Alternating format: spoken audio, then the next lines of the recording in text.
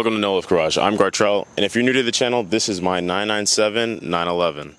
Today, I want to take you through some of the things that I've actually done to the car, including mods and some improvements that I've made over time, for those of you that are new to the channel, and to recap for those of you that have been here from the beginning. What I actually want to do with this video is go through each of the mods, give you what my thought process was, what would I do differently, and what I think I did right.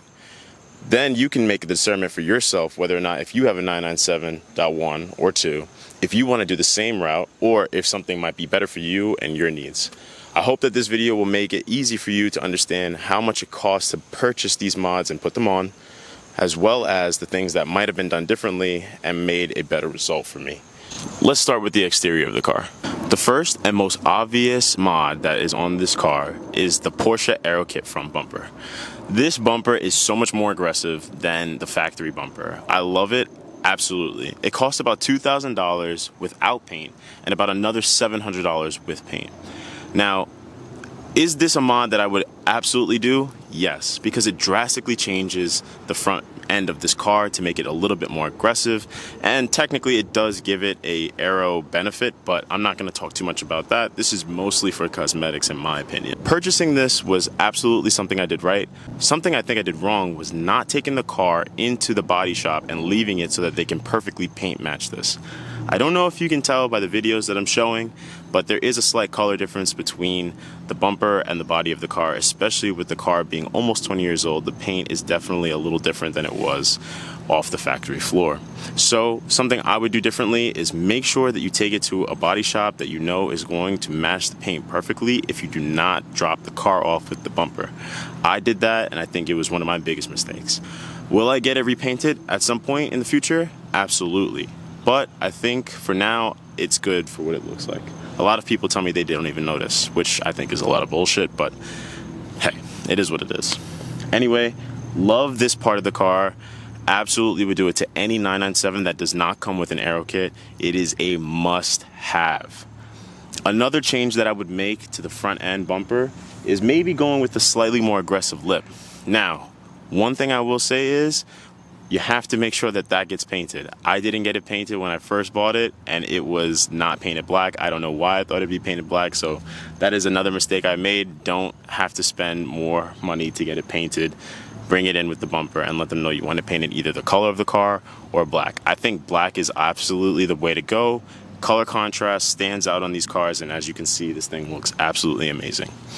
Another thing that I might do differently is get the aero kit bumper cup spec, which basically does not include these vents here and has a much more aggressive curve and edging here on the edge of the bumper. So that is one other thing that I would do differently.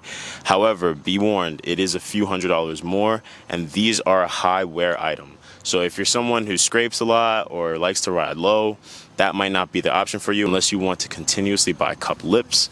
But for me, right now, I love the way that this looks, and in the future, we might upgrade to the cup lip, so we'll see. Next and most obvious mod is the headlights. So what we've done to this car is installed the Morimoto LED headlights, and they are a drastic difference over the stocks. The stocks have a chrome housing, which I think clashes a lot with the white body paint. If you have a different color, it might work for you, but for me, it was just way too much brightness on the front end. It looked really, really cheesy. I needed a darker headlight, and I needed something that actually helped me see better at night. So this is absolutely a mod I would do. Now, these cost about $1,800, but I think you can get them on discount for about $1,500. And I think that this is something that I absolutely did right. But if I had to do something differently, I would look into some other options. I have heard of Bay Optics, I believe it is called. They're a slightly more expensive headlight, but I think that the quality is a little bit better. Something that I noticed over the 2 years of my ownership is in New York's bumpy roads, we get a lot of potholes and the car does bounce a little bit. But the problem is when I see my headlights bouncing as well, it kind of looks jittery as opposed to a steady beam.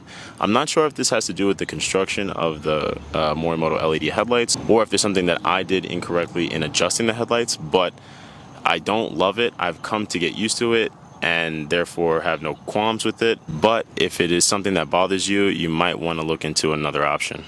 Maybe even going with a Porsche spec headlight that just replaces the factory ones.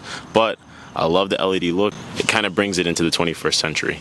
So I'm really happy with this mod. It is something I would do again, but I would probably look into some other options and compare them extensively before making a decision of that magnitude, because you're probably not going to change them again over the course of your ownership. But if you do and you have money to blow, I think that these are a great first step. And if you find something else, go with that.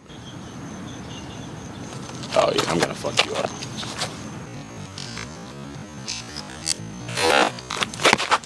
Stupid.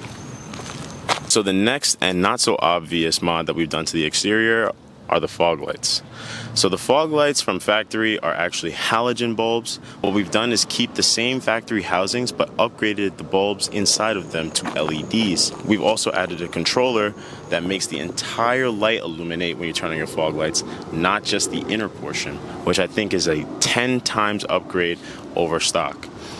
What that actually does to the turn signals, which are the outer side of the light, is make them switchbacks, which brings the car into the 21st century and I think makes it look so much better. However, I do have two issues with this. They cost around anywhere from $300 to I think $500 installed, because the company that did it, Lightworks, does it in-house. They'll send you the bulbs, but I don't think it's super plug and play. We might get a video where we try to figure that out in the future, and we might go back to Lightworks to try and see if they can fix these two issues I'm going to tell you about. But I think that it's still way better than anything else on the market, because I hate that the way some of these newer plug-and-play options look. I think it takes away from the look of the 2007 era. I think you can keep the same housings and then bring them up into the modern era with some new bulbs, but we just have to fix the intermittent issues. The intermittent issue that I'm getting is my right turn signal will not turn on sometimes. I don't understand why. We're going to go back to Lightworks and figure it out. Another problem that I have with it is the actual flash of the amber is not always super consistent. Without the fog lights on, turning the turn signals on, they're consistent with what you see inside the car.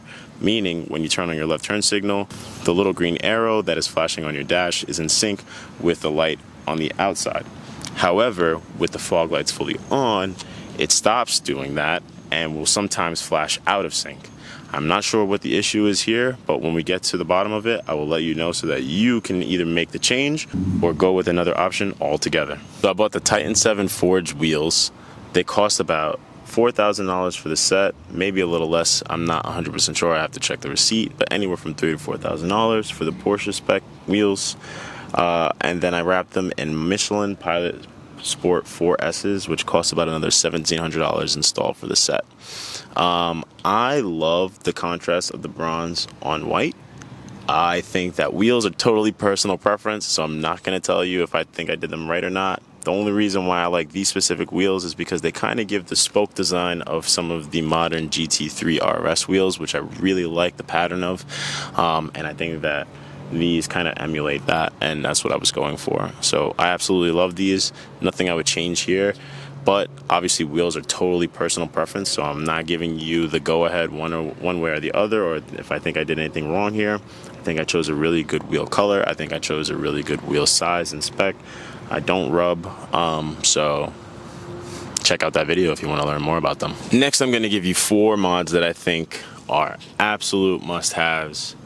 I'm not going to tell you that you should get anything else, because I don't know of anything else that might be better.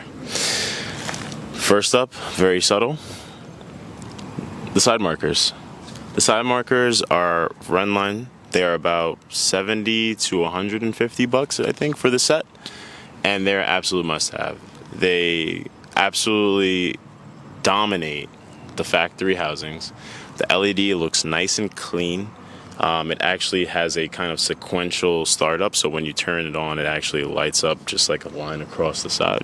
I think it looks very good. It matches the LEDs that I've put in the headlights and the LEDs that I've put in the fog lights, and I think it's just a easy, quick upgrade that just makes the car look that much better. The next 2 things are the cowl and windshield wiper arms. I believe the cowl is about $100 to $150, and the wiper arms maybe $60 to $100 total. They're not really that expensive, but over almost 20 years, these will start to fade and look very worn out and tired. It's definitely a recommendation that you upgrade them to a nice fresh set, and it makes your car stand out that much more. You're also definitely going to want to get tints on these cars. Now, over time, the interior is going to take a beating.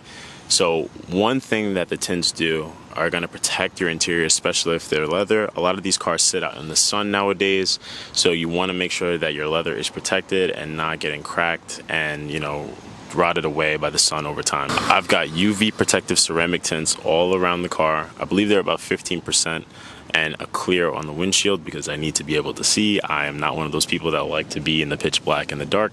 Also, I think if you have a Carrera White, Speed Yellow, or Guards Red edition of these cars, you absolutely want to get a slightly darker tint. It's going to make the paint pop just that much more and give it a slightly more aggressive look. Also gives you a little privacy. I think I spent somewhere around $300 or $400 total to have them installed, and I think it's definitely worth it. Go get tints for your Carrera, especially if you have one of those 3 colors that I've said. It makes the car look 10 times better. Now let's move on to the interior. Next, in the interior, it's going to be quick, short, and sweet. We only have 2 mods that really stand out, and they are the PCCM Plus as well as these Headlight track mats. Okay, let's break down each. The PCCM Plus is a must-have. There's no doubt about that. It costs around $1,500 to $1,700. You can probably install it yourself, but if you don't, it's probably going to run you a few hundred just to get it installed. It absolutely transforms the interior of the car. It gives you Apple CarPlay, especially if you have Android or Apple. It allows you to have maps, Waze, everything like that from your phone into your car, playing out of your speakers, which is an absolute must-have. And it gives you, Spotify, music, and tons of other, customization that you don't get with the factory unit. Some things that I've noticed that are improved are, 1, I can choose, if I have daytime running lights or not. I can choose whether or not the car locks when I start driving, which is something that didn't happen before. I'd have to manually push the button. And there's tons of other features. I believe you'd also be able to upgrade your wheel from a non-multifunction to a multifunction, which is something that we want to do in the future. So PCCM, absolutely do not skip out on this. You want this in your car, trust me. The Headlight track mats are a must. When I first got the car, I had the regular Porsche mats in here, and my feet were sliding and slipping around. It was not a very comfortable experience, especially driving manual. Once I swapped to the Headlight track mats, that completely solved the problem. My feet were firmly planted on the ground, especially when moving from pedal to pedal. We spent around $150 per mat, so around $300 total for the passenger and driver's Headlight track mats. The only issue that I have with them is that over time they've gotten very scratched and scuffed up. I do not like it. I'm going to have to replace them. The one thing I would recommend to you is if you're going to get this mod, wrap them or put some type of ceramic coating on them to protect the finish. Put some kind of protective coating on it, whether that be a ceramic coating or some type of wrap. But if you do not protect them, over time they will get scratched and scuffed up and you will not be able to save them. You'll have to buy new ones, kind of like how I'm going to have to do. So save yourself the hassle. Go get them protected.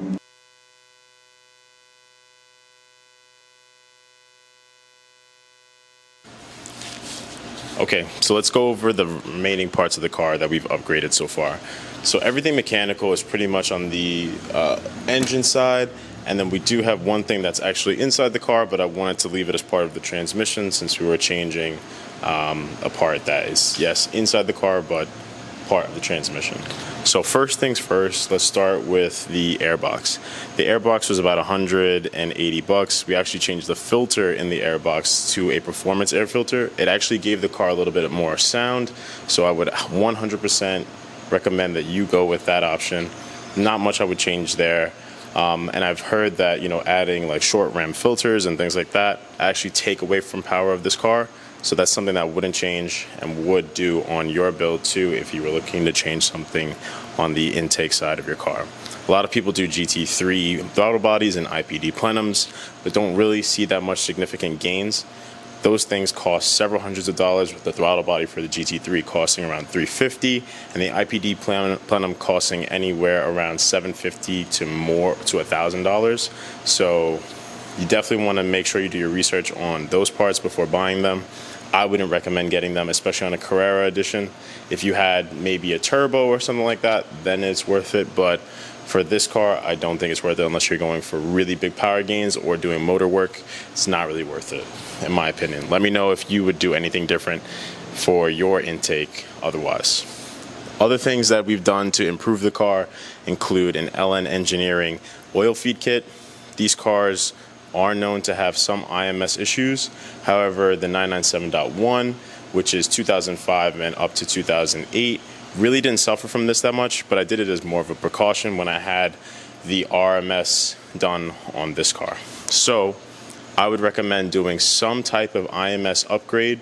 Doesn't necessarily have to be the LN Engineering kit, which could go for a few $100s, typically included with the labor of doing your rear main seal and or clutch, because you do those at the same time when doing these cars services.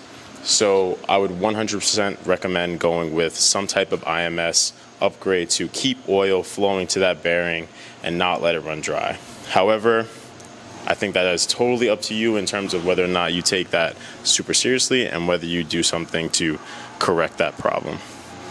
Another thing that you're not going to be able to see, but I'll drop a small thumbnail of right here, is the small bracket that actually fits on the shift linkage of your shifter linkage to the transmission. What that does is stop your transmission from popping off the small ball and socket that leads to your linkage, leaving you stranded. I think that costs about $100 or so bucks, and it might be a flimsy piece of metal, but it is a sound and solid piece of metal that is not going to fail. So don't get stuck on the road with that type of thing on the side. Next up is the suspension. So we actually have BC Racing coilovers with Swift springs. Those cost about $1,700. And that is 100% something I would change. Do not get BC Racing coilovers.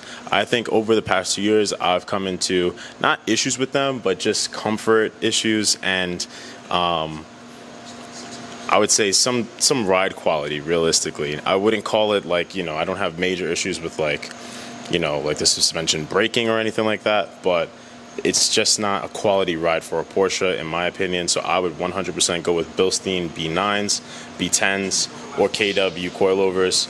Skip the BCs unless you're really on a budget and you really just want to get something on your car. I still probably wouldn't even go with that. I would go with H&R springs. It's my helpful piece of advice for you, if nothing else, in this video today. I've also gone ahead and replaced all of the suspension components, front and rear, control arms, linkages, all of that, to give the car a refreshed feel, and then had it all buttoned up over at Ivan's Alignments. Basically, he does race alignments and make sure everything's perfect, but the suspension itself costs around $2,000 total, maybe a little bit more if I'm sorry if I'm misquoting a price, but it's definitely worth it. These cars are almost 20 years old, and the last thing you want to do is be riding around on broken down, beat suspension. So make sure you upgrade your suspension with new parts. If you want to go with a higher end suspension, SP parts, etc., you're going to spend thousands of dollars, and you might get some good feel out of it, but be prepared for some harshness on the road. Those are race spec components. So the last thing you want to do is expect a daily driver that's going to ride comfortably with like high end race spec suspension parts. Mounts in the rear of the car are essential. If you see a gap between your tailpipe and your bumper, make sure that you get your motor mounts changed, or if you feel extreme jerkiness when shifting or changing gears in your car. I went with factory motor mounts, which cost around $300. However, if you want to go for a polyurethane, I've heard that they're pretty comfortable for these rear mounted engine cars, so you might want to go with some polyurethane mounts. They might cost a few $100s more, but they'll last a lot longer, almost the entire life of you owning the car, and they should never fail. The car should feel all around better with those polyurethane mounts. So that is one thing that I would probably change, and that we probably will be doing to this car in the future. There's 3 more mechanical components that I would recommend changing on this car, with one having one caveat. So let's pop the wheel off, I'll show you.